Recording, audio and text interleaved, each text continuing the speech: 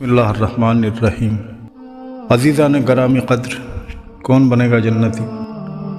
یہ تو اللہ اور اللہ کے رسول ہی بہتر جانتے ہیں۔ ہم آپ لوگوں کی خدمت میں علم دین پیش کرتے ہیں اس پروگرام کے ذریعے، اور اللہ تعالیٰ سے امید کرتے ہیں کہ ہم لوگ عمل کریں گے۔ لیکن کچھ جانور ہیں جو جنت میں جائیں گے۔ اصحاب کہف کا کتا۔ حضرت موسیٰ علیہ السلام کے زمانے میں ایک نیک شخص تھا جس کا نام بلعم بن باور تھا۔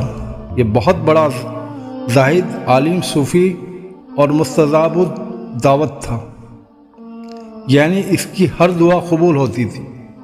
یہ زمین پر بیٹھے بیٹھے عرش اعظم دیکھ لیتا تھا۔ اس کے 12,000 تالاب تھے۔ اس میں اعظم جانتا تھا، غرض کی انتہائی عروج پر تھا۔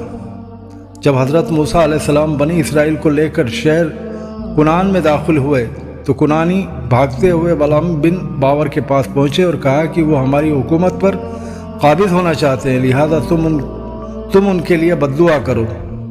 اس نے کافی منع کیا، مگر بعد میں کثیر مال کی لالچ میں حضرت موسیٰ علیہ السلام کے لیے بد دعا کرنے کو تیار ہو گیا۔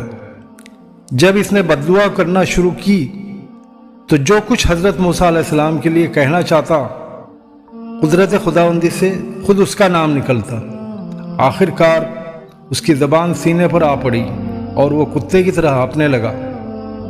اس میں اعظم بھول گیا اور سب نے دیکھا کہ اس کے سینے سے ایک سفید کبوتر کی مانند کچھ چیز نکل کر اڑ گئی، تو لوگوں نے جان لیا کہ اس کا ایمان سلب ہو گیا اور وہ اسی طرح ذلت کی زندگی گزارتے ہوئے مرا۔ اصحاب کہف کا جو کتا جنت میں جائے گا وہ بلعم بن باور کی شکل میں جنت میں جائے گا، اور بلعم بن باور اس کتے کی شکل میں جہنم میں جائے گا۔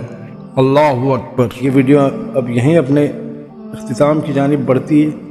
کلام کے سوالوں پر سلسلہ جاری ہے۔ آپ ہمارے ساتھ جڑے رہیے، علم دین سیکھتے رہیے، علم دین سکھاتے رہیے، اور علم دین گھر گھر پہنچاتے رہیے۔ اللہ تعالیٰ تمام عالم اسلام کو اپنی حفظ و امان میں رکھے۔